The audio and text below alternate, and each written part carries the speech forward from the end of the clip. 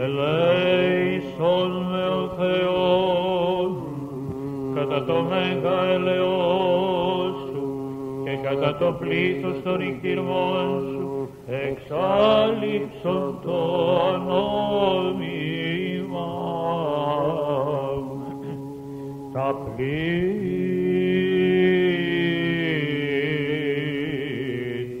των πεφραγμένων μυρίνων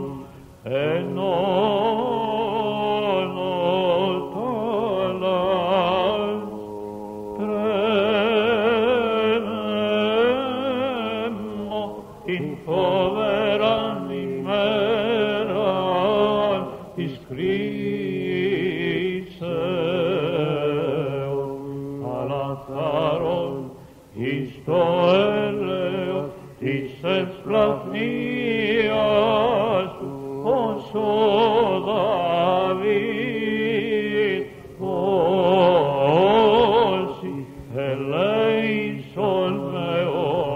Θεός κατά το μέγα